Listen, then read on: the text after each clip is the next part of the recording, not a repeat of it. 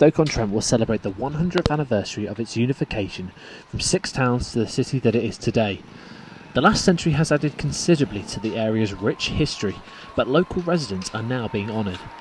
The city is celebrating its most cherished local residents of the past 100 years with Stoke-On-Trent's Citizen of the Century Award.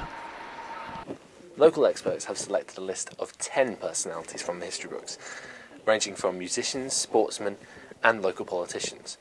Let's have a look at those who are in the running. The inventor of the notorious Spitfire aircraft, Kidsgrove-born Reginald Mitchell, is one of the favourites to win. 22,000 Spitfires were made during the war, and his invention is often credited with saving Britain from Nazi invasion and ultimately helping the Allies win the Second World War. Treble 13's the next bit. Double 16s for the big one! The first of 2 sports persons on the nominations list is darts professional and current world champion Phil "The Power" Taylor. Born in Burslem in 1960, Phil has 15 world titles under his belt and is one of the most successful darts players of all time. Many could argue, though, that Sir Stanley Matthews should be honoured with the award. The Stoke City and England footballer showcased his talent for over 30 years, appearing for England 54 times, and helped establish the region's reputation for footballing excellence. Or what about this man? Born and raised in Stoke-On-Trent, Robbie Williams is regarded as one of the most successful British pop acts ever.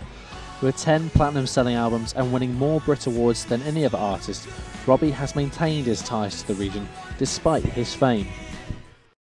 Also included in the nominations include Baron Ashley of Stoke.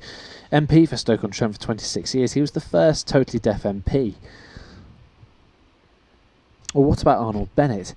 Born in Hanley in 1867, the famous journalist was a major impact on modern writers, including Virginia Woolf. Next up, Sir Oliver Lodge. Born Penkill 1857, the physicist and inventor is widely known for inventing the first car ignition system and the wireless system. The first woman on the list is Milton Duchess of Sutherland. Social activist, was famous during World War I for helping troops in the fields of Flanders. But the list wouldn't be complete without somebody from the potteries. Clarice Cliff is the last female on the list and was famous in the 1920s for her ceramics. And finally, Doug Brown, the popular Lord Mayor of Stoke in the 1980s and 1990s. He was famous for spearheading many campaigns against inequality in the region. But despite the world-famous status of some of the current nominees, the nominations list is open to suggestions.